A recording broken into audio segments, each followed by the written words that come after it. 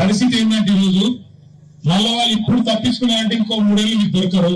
ఇంటింటికి వచ్చి ఏం చెప్తారు? మీకు అవ్వ అంటారు, అక్క అంటారు, చెల్లె అంటారు, కోడలు అంటారు, మరదలు అంటారు, వరుసలు కలుపుతారు, వదిన అంటారు, వరుసలు కలుపుతారు, చేతులకు 1000 రూపాయలు నోటు పెడతారు, నాకే ఓటాయి అని చెప్పి దండం పెడతారు. ఇక్కడ ఒకటి యాద పెట్టుకోండి, మీరు వేసే ఓటు కాంగ్రెస్ మోసానికి వేసే ఓటు అవుతుంది.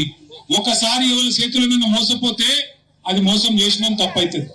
2 ఏళ్ల కింద మోసం జరిగింది తెలంగాణకు. 6 గ్యారెంటీల పేరు మీద, అడ్డమైన 420 హామీల పేరు మీద మోసం చేసినాడు కాంగ్రెస్. కానీ ఈసారి రెండోసారి కూడా అదే కాంగ్రెస్ చేతిలో మోసపోతే ఈసారి తప్పు మనదైతుంది. ఆ మన ఏళ్ళతో మన కంటినే పొడిపిస్తా అంటే అయినా మనం నమ్మి ఓటేస్తే మోసం జరుగుతుంది. దయచేసి ఆలోచించండి. రెండో మాట కూడా గుర్తుపెట్టుకోండి, మీరు సిరిసిల్ల జిల్లా అయింది కేసీఆర్ వచ్చినాక. మరి సిరిసిల్ల జిల్లా ఉండాలన్నా వద్దా? ఉండాలనా?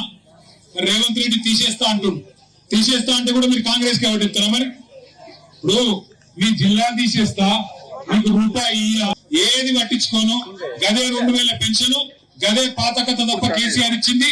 కొత్తది ఏది చేయ, మాటలతో నడిపిస్తా, తెల్లారులేస్తే కేసీఆర్ ను బూతులు తిడతా. ఇది ఒకటే ఆయన నీతి. ఇది తప్ప చేసింది ఏమన్నా ఉందా? ఆలోచన చేయండి. మరి ఇట్లాంటి పరిస్థితుల్లో కాంగ్రెస్ కు ఓటేస్తే ఏమొస్తుంది ఆలోచన చేయండి.